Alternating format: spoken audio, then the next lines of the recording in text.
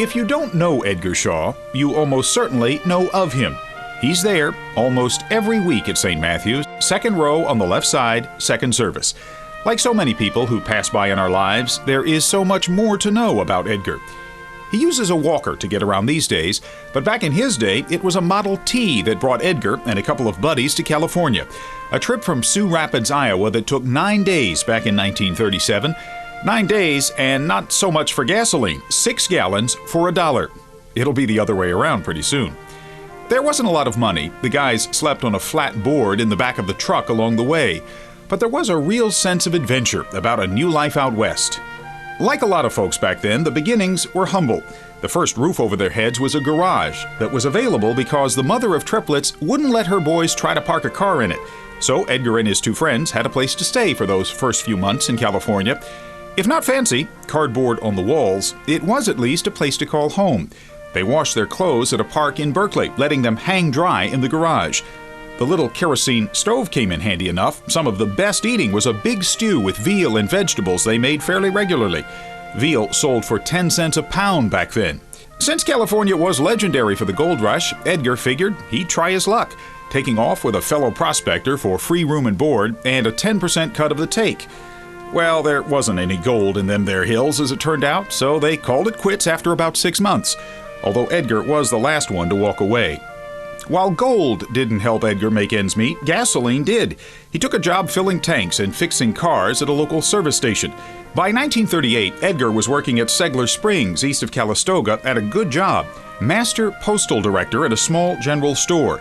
$2 a day, plus room and board. Finally, a little walking around money.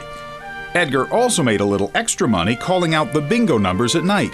Most winners would give him a little pocket change, which made his boss and colleagues at the store green with envy.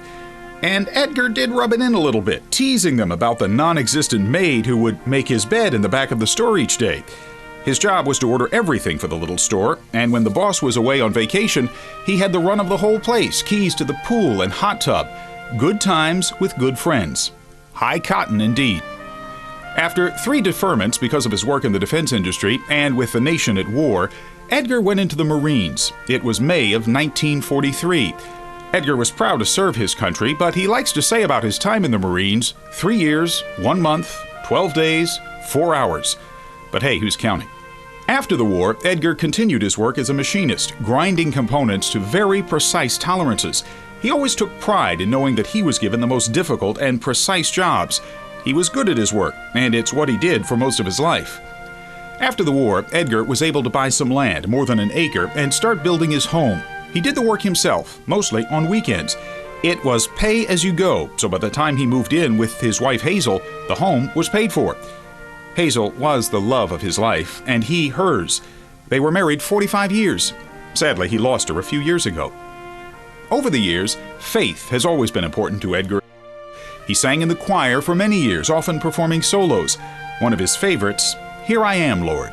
And while they never had children, Edgar will leave behind a legacy of helping young people through the teen center that will be an integral part of the new building at St. Matthew, which will be named in his honor. Edgar, for everyone at St. Matthew Lutheran Church, thank you. Thank you for your generosity.